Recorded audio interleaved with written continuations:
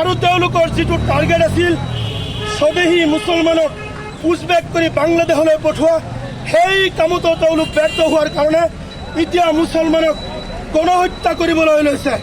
আৰু এই বিজেপি চৰকাৰৰ বিৰুদ্ধে আমি সংখ্যালঘু মুছলমান প্ৰত্যেকটো দল সংগঠন ঐক্যবদ্ধ হৈছোঁ। আমি দিছপুৰ প্ৰতিবাদ কৰিছোঁ, দিল্লী প্ৰতিবাদ কৰিছোঁ, আৰু অসম সংখ্যালঘু সংগ্ৰাম পৰিষদে আগষ্ট মাহৰ 1 তাৰিখে আমি দিল্লী কপাবলৈ সাজু হৈছোঁ। আমাৰ যিটো সংখ্যালঘু মুছলমান দল সংগঠনৰ ঐক্যতা, যি বিজেপি চৰকাৰক উফৰাবলৈ আমি যিটো প্ৰতিসন্ধি আমি বৰ্তমান হাতত লৈছোঁ, প্ৰত্যেকটো দল সংগঠনক সমালোচনা কৰাৰ লগতে মুছলমানক হত্যা কৰিব লৈছে। 2-4জন মুছলমানক মাৰি হিমন্ত বিশ্ব শৰ্মা কেতিয়াও তেখেতৰ গদিত অটল থাকিব নোৱাৰে। আমি প্ৰত্যেকটো সংখ্যালঘু দল সংগঠনে হিমন্তৰ গদিৰ চকী আমি ভাঙি পেলাই দিম।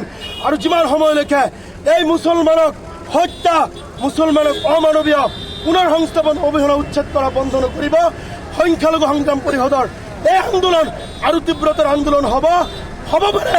হিমন্ত বিশ্ব শৰ্মা বাংলাদেশৰ যি হাছিনা শেখ আছিল, হাছিনা শেখৰ দৰে হিমন্ত বিশ্ব শৰ্মাক আমি অসমৰ পৰা খেদি পঠিয়াম।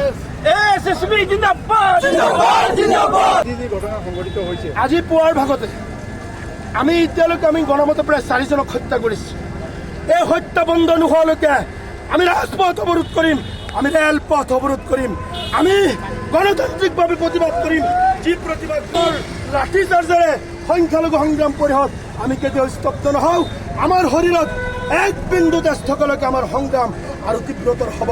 লগতে এটা কথা কওঁ, যিসকল মানুহে উচ্ছেদৰ নামত এই বিজেপি চৰকাৰৰ খনমীয়া জন্তু অসম পুলিচে গুলীয়াই হত্যা কৰিছে, প্ৰত্যেকজন হত্যাকাৰী বিচাৰ লাগিব। যিসকল লিপ্ত হৈছে তেওঁলোকৰ ন্যায় লাগিব। আৰু যিসকলক হত্যা কৰি মাৰিছে একোপাল তেজৰ বিনিময়ৰ আমি প্ৰতিবাদ কৰি প্ৰত্যেকটো তেজৰ টোপালৰ প্ৰতি উত্তৰ আমি ইনশাল্লাহ দিম।